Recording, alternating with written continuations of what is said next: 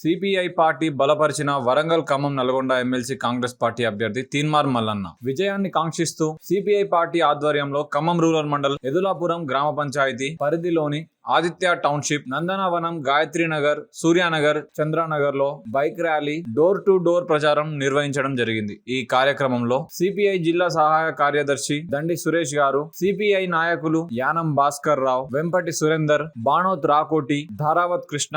ధారావత్ లచ్చు, బుక్యా నాగరాజు, బాణోత్ బాలాజీ, బాణోత్ రాములు, కళ్లెం శశిరెడ్డి, ఉప్పల్ రెడ్డి, ఎన్పి చారి, ITD AITUC నాయకులు, మేళ్ల చెరువు గురయ్య, యువజన సంఘం నాయకులు మామిండ్ల శ్రీనాథ్, వెంపటి రాము, మెళ్ల చెరువు రవి, మామిళ్ల కిరణ్, తేలూరు రవీందర్, మేళ్ల చెరువు తరుణ్, గణపారవ్ విఘ్నేష్, రేబల్ల గోపి తదితరులు పాల్గొన్నారు.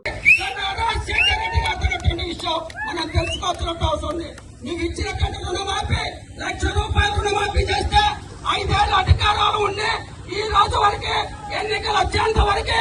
రుణమాఫీ చేయకపోతే రైతులు ₹1,00,000 మరో ₹1,00,000 వడ్డీ వచ్చి కుదిబండలాగా తయారై బ్యాంకులు రుణాలు ఇవ్వలేనటువంటి పరిస్థితులు. 5 ఏళ్లు అమలు చేయలేనటువంటి కేసీఆర్ కేవలం 4 నెలల సమయంలో వాళ్ళ కాంగ్రెస్ పార్టీ చేయలేదు, వాగ్దానాలు అమలు చేయలేదని వాళ్ళ తప్పుడు ప్రచారం చేసి ప్రజల్ని మోసం చేసి మరొకసారి వాళ్ళ తెలంగాణ రాష్ట్రంలో తన ఉనికిని చాటుకునేటువంటి ప్రయత్నం వాళ్ళ కేసీఆర్ పవర్ బీఆర్ఎస్ పార్టీ చేస్తా ఉంది. అందుకనే